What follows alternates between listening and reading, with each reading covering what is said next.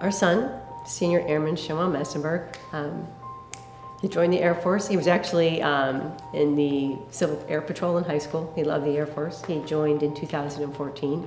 Upon graduation from Lackland Air Force Base, he was honored with being one of only the two that got to be presidential security up at Andrews Air Force Base.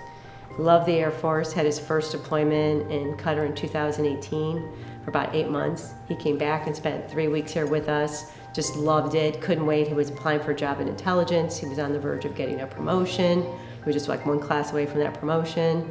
He was looking at buying a duplex down here. I mean, he had the world by the tail. And then on January 5th of 2019, we had just taken down the Christmas decorations, sitting out in Lanai with a glass of wine. At 8:03, both our cell phones went off with a text message. And we looked and it was a handwritten suicide note from our son. So at like 4:30 in the morning, we're crying and begging the police, and the officer finally said, "Your son was dead by apparent gunshot wound when we arrived, and the military will be knocking at your door." They left MacDill Air Force Base. They should be knocking on your door any minute.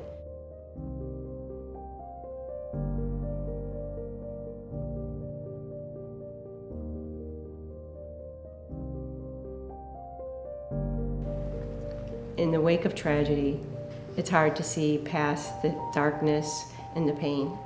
And it basically comes down to two choices. You can choose anger or hope. And we chose hope. And to use our grief, because it doesn't get better. People say it gets better with time, it doesn't. You feel that gut pain every single day. But by choosing hope, that channeling our grief to try to help save one other family, one other lost soul, is giving us our why to keep our son's memory alive. And so as painful as it is, it's what we've got to do. And it's just like they say, don't ask why. You know, you can't go down that path.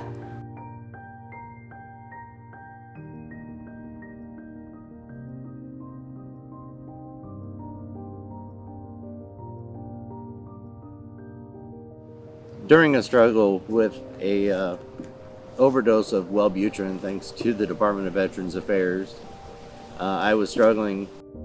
What nobody realized or knew was that on Monday I was going to kill myself, and it was only due to the mentors and the conversations and the camaraderie of everyone at the Long Walk Home during that event that changed that.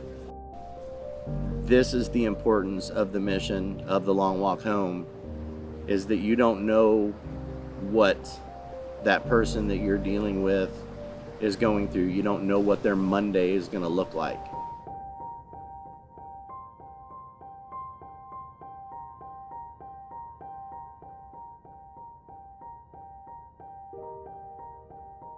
We empower young men and women to make the difference, to create a new mission, to have a new life, create a better community. You heard today from Shannon, a Gold Star mother. She belongs to a group that doesn't want new members. You heard from Heath today, who was a young man that wanted to kill himself. He doesn't want anybody else to be in his ranks either. Nobody wants that. And with our mentorship program, since we've instituted it, we've helped hundreds of people make that change quicker in a shorter period of time.